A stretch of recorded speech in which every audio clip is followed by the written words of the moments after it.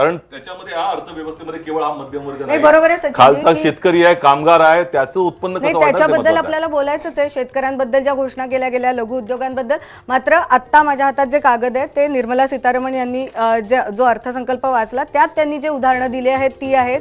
म्हणजे जर तुमचं उत्पन्न 8 लाख असेल तर आता तुम्हाला फायदा होत होता साधारणपणे 30,000 रुपयापर्यंतचा, आणि आता म्हणजे प्रपोज्ड होता 20,000 रुपये, आणि आता टोटल बेनिफिट जे होतील ते 30,000 होतील. तसंच 10 लाख पर्यंत जर तुमचं उत्पन्न असेल तर थेट फायदा तुम्हाला जो होणार आहे तो 50,000चा होईल. 11 लाखाचं उत्पन्न असेल तर 65,000चा फायदा तुम्हाला होणार आहे. आणि जसं त्यांनी स्वतः भाषणात सांगितलं होतं की तुमचं उत्पन्न जर 12 लाख असेल तर थेट 80,000चा फायदा. आता तुम्ही स्क्रीनवर बघू शकताय, हा चार्ट आहे, हा भाषणाची जी प्रिंट आहे त्या प्रिंट मधलाच आहे.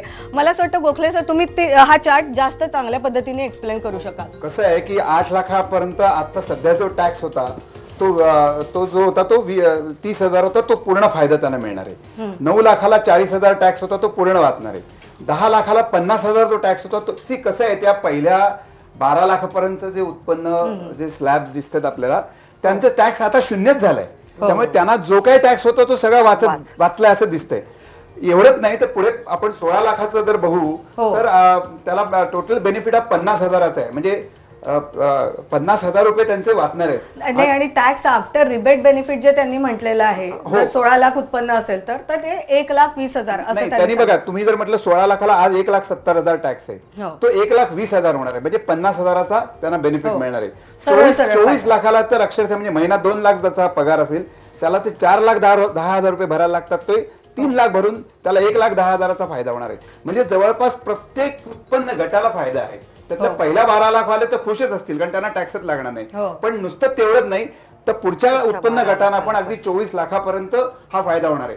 लक्षात घ्या की 15 लाखापर्यंतच्या नंतर जे उत्पन्न गट होता त्यांना थेट 30% टॅक्स होता. ती मर्यादा आता थेट 24 लाखापर्यंत. म्हणजे साधारण आपण मध्यम वर्गाच्या डेफिनेशन मध्ये एक 10 ते 24 लाख आपण म्हणतो किंवा 25 लाख म्हणतो, त्या प्रत्येकाला या बजेट या अर्थसंकल्पातून फायदा होणार आहे. भारतीय अजून एक विषय महत्वाचा आहे तो म्हणजे जवळपास 3,80,00,000 करदाते हा रिटर्न भरतात, टॅक्स भरतात 8 कोटीपैकी. त्या 3,80,00,000पैकी 15 लाखाच्या खाली 3 कोटी करदाते आहेत. त्या सगळ्या 3 कोटी करदात्यांना आज या अर्थसंकल्पातून फायदा झालेला आहे. आणि त्यामुळे हा फार मोठा फायदा या अर्थसंकल्पातल्या तरतुदी देत आहेत.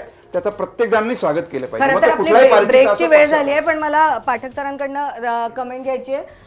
तुम्ही अर्थसंकल्प ब्रेक घेऊन घ्या, मला सलग बोलायचं आहे. बरोबर, हरकत नाही. आपण एक छोटीशी विश्रांती घेऊ, छोटासा ब्रेक घेऊ, आणि त्याच्यानंतर आपल्याला विश्वास पाठक सर काय म्हणतात आणि बाकीचे तज्ज्ञ काय बोलणार आहेत ते सुद्धा जाणून घ्यायचंय. तेव्हा कुठेही जाऊ नका, आपण खूप महत्वाच्या विषयावर चर्चा करतोय. तुम्ही बघत राहा एबीपी माझा.